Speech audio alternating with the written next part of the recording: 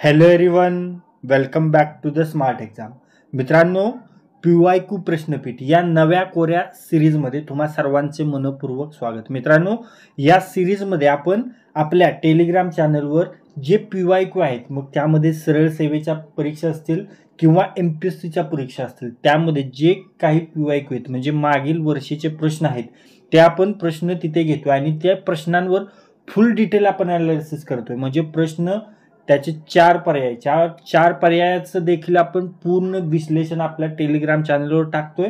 आणि काही मित्रांनी आपल्याला सजेस्ट केलं की रिक्वेस्ट केली की सर आपल्या यूट्यूब चॅनलवर देखील अशीच सिरीज तुम्ही चालू करा, व्हिडिओ बघून आम्हाला जास्त फायदा होतो, त्यासाठीच आपण ही सिरीज सुरू केलेली आहे. ओके, आणि याची PDF तुम्हाला आपल्या स्मार्ट एक्झाम टेलिग्राम चॅनलवर मिळून जाईल. ओके, आणि तिथे देखील हे आपण प्रश्न डिटेलमध्ये दिलेले आहेत, हे लक्षात ठेवा. चला तर वेळ न घालवता हा अति महत्त्वाचा व्हिडिओ स्टार्ट करू. पहा, पहिला प्रश्न, भारतातील सर्वात प्राचीन पर्वतरांग कोणती? पहा, भारतातील सर्वात प्राचीन पर्वतरांग आहे अरवली पर्वतरांग. ओके, आता याबद्दल डिटेल माहिती घ्यायची झाली तर काय घेता येईल? पहा, अरवली पर्वतरांग ही अरवली पर्वत श्रेणी ही भारतातील सर्वात प्राचीन पर्वतरांग मानली जाते. ओके, ही रांग राजस्थान, हरियाणा आणि गुजरातच्या काही भागांमध्ये पसरलेली आहे. ओके, आता अरवली पर्वतरांगेची वैशिष्ट्ये कोणकोणती आहेत तर तिचा उगम आणि विस्तार आपण सुरुवातीला पाहूया.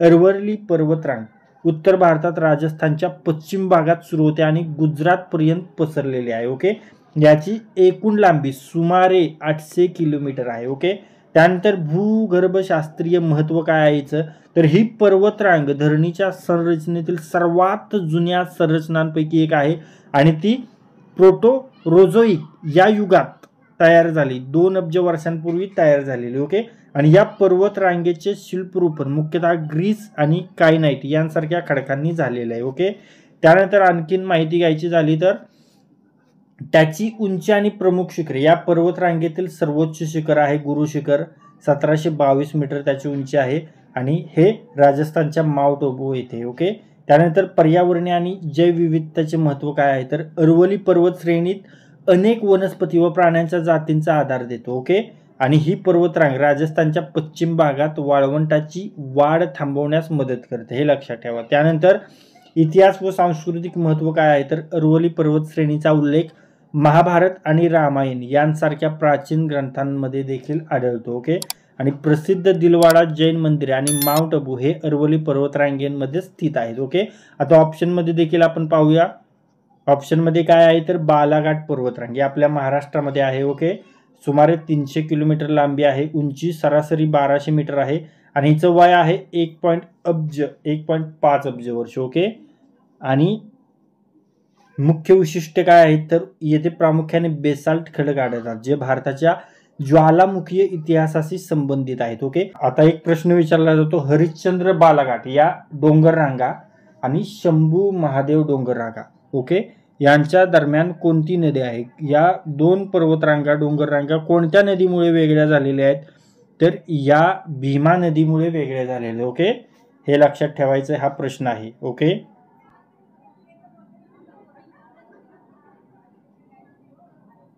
आणि सातमाळा आणि बालाघाट डोंगर रांगा, सातमाळा पर्वतरांगा आणि हरिश्चंद्र बालाघाट डोंगर रांगा कोणत्या नदीमुळे वेगळी झाली तर गोदावरी, हे देखील लक्षात ठेवायचे. हे महत्त्वाचे प्रश्न आहेत. त्यानंतर पहा, ही पर्वतरांग खनिज संसाधनासाठी महत्त्वाची असून कोळसा, बॉक्साईट आणि लोह खनिजाचे मोठे साठे येथे सापडतात. ओके, त्यानंतर पुढे पाहूया. पहा, सह्याद्री पर्वतरांग पश्चिम घाट म्हणतात याला, महाराष्ट्र, गोवा, कर्नाटक, केरळ, तमिळनाडूमध्ये पसरलेले, लांबी आहे 1600 किलोमीटर, सर्वोच्च शिखर आहे अगस्तीमलाई. ओके, 2695 मीटर आहे उंची आणि केरळमध्ये आहे, याचं वय सुमारे 160 दशलक्ष वर्ष, हे लक्षात ठेवा. त्यानंतर मुख्य वैशिष्ट्य काय आहे तर ही पर्वतरांग युनेस्कोच्या जागतिक वारसा स्थळांमध्ये समाविष्ट आहे, जैवविविधतेच्या दृष्टीने अत्यंत महत्त्वाचे आहे. येथे म्हैशीचे जंगल, निलगिरी तेंदुआ, सिंधुदुर्गचा दुर्मिळ पक्षी आणि इतर अनेक प्राणी वनस्पतींच्या दुर्मिळ प्रजाती येथे आढळतात. आपल्या महाराष्ट्रात आहे, बरोबर. ही पर्वतरांग मोसमी पर्जन्यवृष्टीसाठी महत्त्वाची भूमिका बजावते. त्यामुळेच महाराष्ट्र, कर्नाटक आणि केरळ या राज्यांमध्ये मोठ्या प्रमाणात कृषी उत्पादन होते. ओके, येथे अनेक ऐतिहासिक किल्ले आहेत, उदाहरणार्थ राजगड, प्रतापगड, सिंहगड आणि रायगड. ओके, आणि छत्रपती शिवाजी महाराजांच्या इतिहासाशी हे संबंधित आहेत किल्ले सर्व. ओके, त्यानंतर पुढे पाहूया. आता ऑप्शन मध्ये आहे हिमालय पर्वत. तर हिमालय पर्वत रांग काय, तर याचं स्थान आहे भारत, नेपाळ, भूतान, पाकिस्तान आणि चीन दरम्यान. याची लांबी आहे 2500 किलोमीटर. ओके, उंची सर्वोच्च शिखर माउंट एव्हरेस्ट 8848 मीटर, हे नेपाळ चीन सीमेवर आहे. ओके, आणि याचं हिमालय पर्वत रांगेचं सुमारे वय किती आहे, तर ते सुमारे 5 कोटी वर्षे. आणि सर्वात तरुण पर्वतरांग जर कोणती तुम्हाला असा प्रश्न विचारला तर त्याचं उत्तर असेल हिमालय पर्वतरांग. ओके, आता याची मुख्य वैशिष्ट्ये कोणती आहेत, तर हिमालय पर्वतरांग पृथ्वीच्या प्लेट टेक्टॉनिक्स क्रियेच्या परिणामी तयार झाले. ओके, ही पर्वतरांग जगातील सर्वात उंच असून सर्वोच्च शिखरांमध्ये माउंट एव्हरेस्ट, कांचनजंगा, नंदादेवी, धवलागिरी, मकालू आणि अन्नपूर्णा यांचा समावेश आहे. आणि महत्त्वाच्या नद्यांची उगमस्थान आहेत गंगा, यमुना, ब्रह्मपुत्रा, सिंधू आणि सतलज. आणि महत्त्वाची ठिकाणे अमरनाथ गुंफा, कैलास मानसरोवर, वैष्णोदेवी, बद्रीनाथ, केदारनाथ ही तीर्थस्थळे आहेत. आणि याच्यात 3 प्रमुख विभाग कोणते आहेत, तर पहिला आहे शिवालिक, त्यानंतर आहे मध्य हिमालय आणि महान हिमालय. ओके, त्यानंतर पुढे पाहूया. पहा, आता या सर्व माहितीनुसार जर सर्वात प्राचीन पर्वतरांगेचा विचार केला तर ती अरवली पर्वतरांगे, जी 2 अब्ज वर्ष सर्वात जुनी आहे. आणि हिमालय ही सर्वात तरुण पर्वतरांगे, फक्त 5 कोटी वर्ष जुनी आहे. आणि सह्याद्री म्हणजे पश्चिम घाट आणि बालाघाट पर्वतरांगा देखील महत्त्वाच्या आहेत, परंतु त्या तुलनेने नवीन व लहान आहेत. आणि म्हणून याचं योग्य उत्तर काय आहे, तर भारताची सर्वात प्राचीन पर्वतरांग आहे अरवली पर्वतरांग. ओके, त्यानंतर पुढे पाहूया. कोणत्या घटना दुरुस्तीनुसार मूलभूत कर्तव्यांचा समावेश भारतीय राज्यघटनेत करण्यात आला. मूलभूत कर्तव्यांचा समावेश 42वी घटना दुरुस्ती 1976. ओके, 42वी घटना दुरुस्ती 1976. ओके, त्यानंतर डिटेलमध्ये बोलायचं झालं तर भारतीय राज्यघटनेत 42वी घटना दुरुस्ती 1976 अत्यंत महत्त्वाची मानली जाते. या दुरुस्तीद्वारे मूलभूत कर्तव्ये संविधानात समाविष्ट करण्यात आली. आणि या दृष्टीने राज्यघटनेच्या 51A अनुच्छेदात मूलभूत कर्तव्यांचा समावेश करण्यात आला आहे. ओके, ही कर्तव्ये रशियाच्या म्हणजेच माजी सोव्हिएत संघाच्या राज्यघटनेच्या धर्तीवर तयार करण्यात आले होते. आणि स्वतंत्र भारतात नागरिकांना त्यांच्या हक्कांसोबतच काही कर्तव्य असावीत या उद्देशाने त्यांचा समावेश करण्यात आलेला आहे. ओके, आता 42वी घटना दुरुस्तीबद्दल डिटेल बोलायचं झालं तर 1976 मध्ये पंतप्रधान इंदिरा गांधी यांच्या नेतृत्वाखाली आणीबाणी दरम्यान ही घटना दुरुस्ती करण्यात आली होती. मूलभूत कर्तव्य घटनेत समाविष्ट केली गेली. ओके, संविधानाच्या प्रस्ताविकेत समाजवादी आणि धर्मनिरपेक्ष हे शब्द जोडले गेले.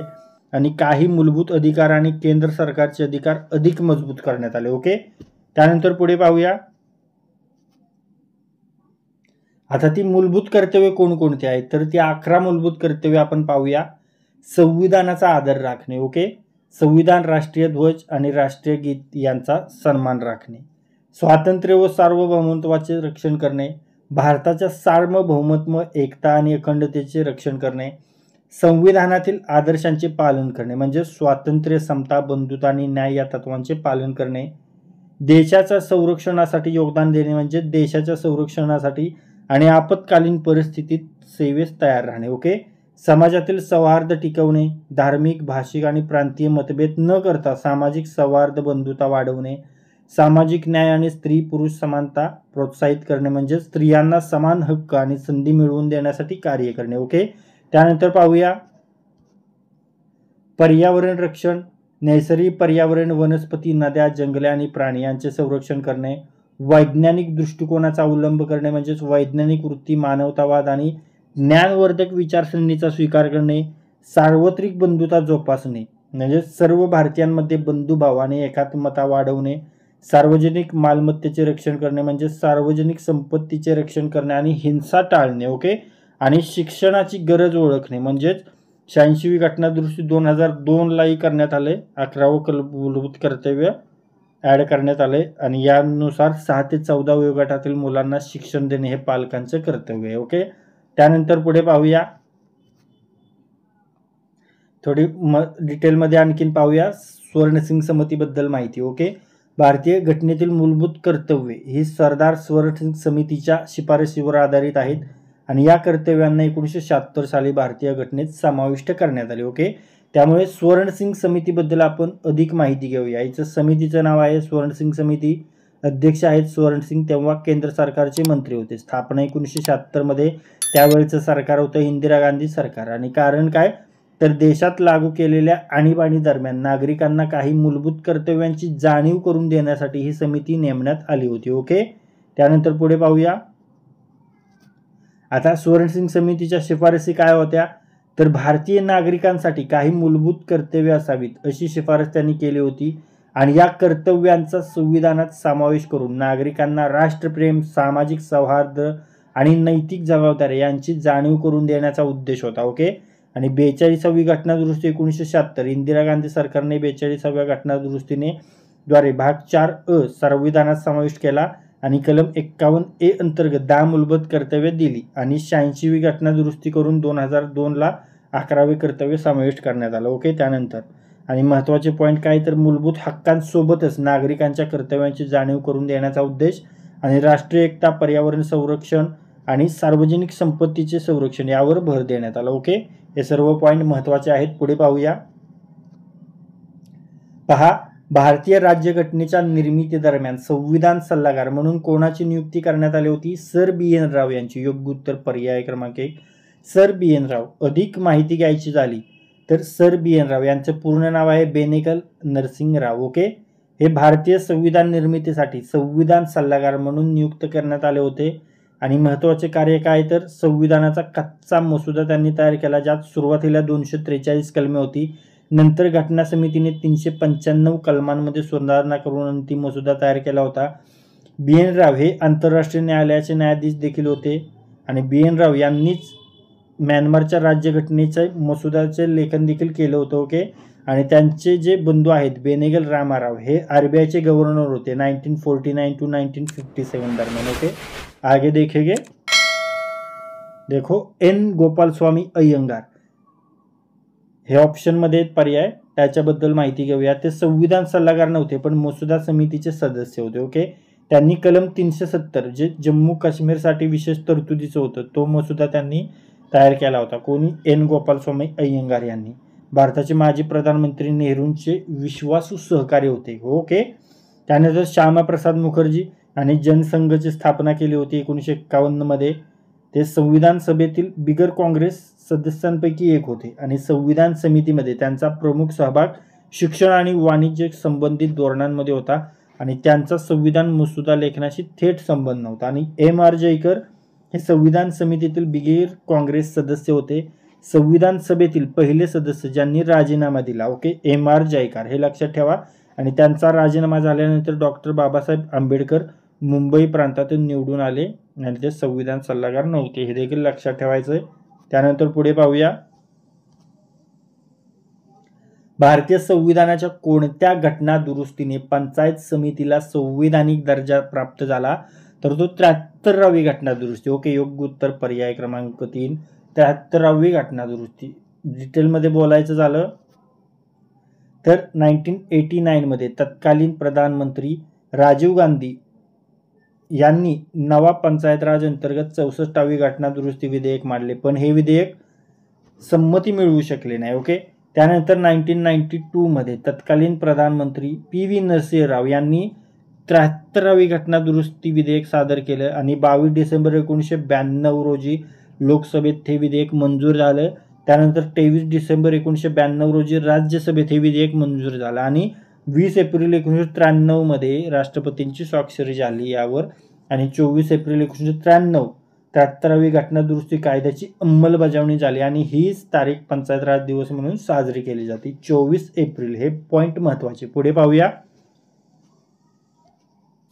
73व्या घटना दुरुस्तीचं महत्व काय आहे, तर 11वे परिशिष्ट अंतर्गत 29 विषयांचा समावेश करण्यात आला. 243A ते 243 ओ कलमांचा समावेश, ज्यामध्ये पंचायतींची रचना, अधिकार, जबाबदाऱ्या आणि निवडणुका याबाबत तरतुदी आहेत. आणि 17 राज्यांनी या सुधारणा विधेयकास संमती दिली होती. बिहार, पश्चिम बंगालने विरोध दर्शवला होता. ओके, महत्वाचा मुद्दा काय आहे तर 73वी घटना दुरुस्ती ग्रामपंचायत, पंचायत समिती आणि जिल्हा परिषद यांना घटनेतील घटक बनवते आणि त्यांना स्वायत्तता व अधिकार प्रदान करते. ओके, त्यानंतर 73वी घटना दुरुस्ती आणि पंचायत राज प्रणाली याबद्दलची माहिती घेऊया. भारत सरकारने 1992 मध्ये 73वी घटना दुरुस्ती करून पंचायत संस्थांना घटनेत स्थान दिले होते. ओके, यामुळे ग्रामपंचायत, पंचायत समिती आणि जिल्हा परिषद यांना अधिकृत संवैधानिक दर्जा प्राप्त झाला आणि स्थानिक स्वराज्य संस्थांची शक्ती वाढली. ओके, महत्त्वाच्या घटनांमध्ये काय आहे तर 1957 मध्ये बलवंतराय मेहता समितीने 3 स्तरांवर आधारित पंचायत राज प्रणाली सुचवली होती. त्यानुसार 1959 मध्ये राजस्थानमध्ये सर्वप्रथम पंचायत राज प्रणाली लागू झाली. त्यानंतर 1977 मध्ये अशोक मेहता समितीने पंचायत समितीला महत्त्वाचा दर्जा देण्याची शिफारस केली आणि 1989 मध्ये 64वी घटना दुरुस्ती विधेयक राजीव गांधी सरकारने संसदेत मांडले, परंतु संमती मिळाली नाही. आणि 1992 मध्ये PV नरसिंहराव सरकारने 73वी घटना दुरुस्ती विधेयक मंजूर केले आणि 1993 मध्ये 24 एप्रिलला हा कायदा अंमलात आला. तोच पंचायत राज दिवस साजरा केला जातो 24 एप्रिल आपण पाहिलं. त्यानंतर 73वी घटना दुरुस्तीचे प्रमुख घटक काय आहे, नवीन भाग 9 आणि 11वे परिशिष्ट समाविष्ट करण्यात आलं. आपण पाहिलं 243 ते पंचायत राज व्यवस्थेवर केंद्रित आहेत आणि 11वे परिशिष्ट पंचायतांना 29 विषयांवर अधिकार देते. ओके, कृषी, जलसंधारण, शिक्षण, आरोग्य, पाणी पुरवठा 3 स्तर आहेत. ग्रामपंचायत गाव पातळीवर, पंचायत समिती तालुका ब्लॉक स्तरावर, जिल्हा परिषद जिल्हा स्तरावर. राईट, त्यानंतर पुढे पाहूया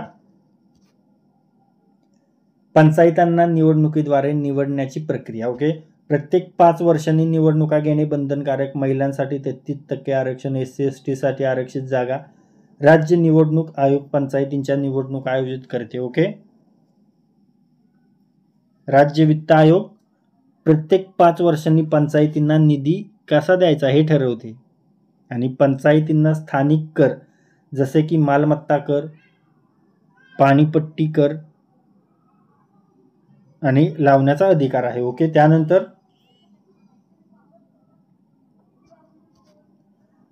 लोकशाही बळकट करण्यासाठीच्या तरतुदी. ग्रामसभा अनिवार्य केली. विकास कामांवर लोकांचा थेट प्रभाव पाडावा यासाठी सहभाग वाढवला. भ्रष्टाचार कमी करण्यासाठी पंचायतींवर लेखापरीक्षण आणि अहवाल देण्याची जबाबदारी दिली. ओके, त्यानंतर 73वी घटना दुरुस्तीचे फायदे काय आहेत तर स्थानिक प्रशासन अधिक प्रभावी झाले. महिलांना आणि मागासवर्गीयांना राजकीय संधी मिळाली. गाव पातळीवर विकास कामे अधिक गतिमान झाली. ग्रामसभा आणि लोक सहभागामुळे पारदर्शकता वाढली आणि शहरांकडून ग्राम विकासाकडे लक्ष वाढले. ओके, त्यानंतर 73व्या घटना दुरुस्ती संबंधीचे महत्त्वाचे प्रश्न पाहूया. 73वी घटना दुरुस्ती कोणत्या वर्षी लागू झाली? 24 एप्रिल 1993 मध्ये. पंचायत राज यंत्रणेतील 3 स्तर कोणते आहेत? ग्रामपंचायत, पंचायत समिती आणि जिल्हा परिषद. राईट, त्यानंतर पंचायतींच्या निवडणुकीसाठी कोण जबाबदार आहे? राज्य निवडणूक आयोग. पंचायतींना कोणत्या विषयांवर अधिकार आहेत? 29 विषय विशिष्ट. ओके, त्यानंतर 73वी घटना दुरुस्तीमुळे भारतातील स्थानिक स्वराज्य व्यवस्था बळकट झाली.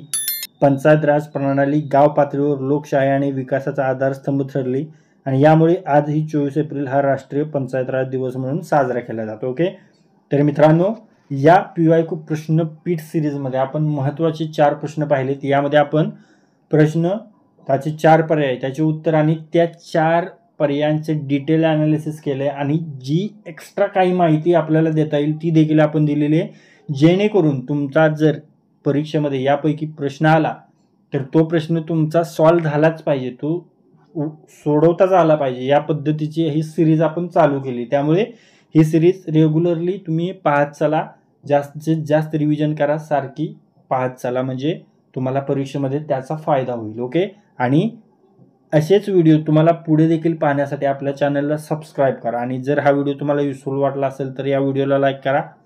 हा व्हिडिओ आपल्या कमीत कमी 10 मित्रांसोबत शेअर करा आणि जर हा व्हिडिओ तुम्ही पहिल्यांदाच आपल्या स्मार्ट एक्झाम चॅनलवर पाहत असाल तर या आपल्या स्मार्ट एक्झाम चॅनलला सबस्क्राईब करा आणि बेल आयकॉनला हिट करा. तर लाईक करा, शेअर करा आणि सबस्क्राईब करा.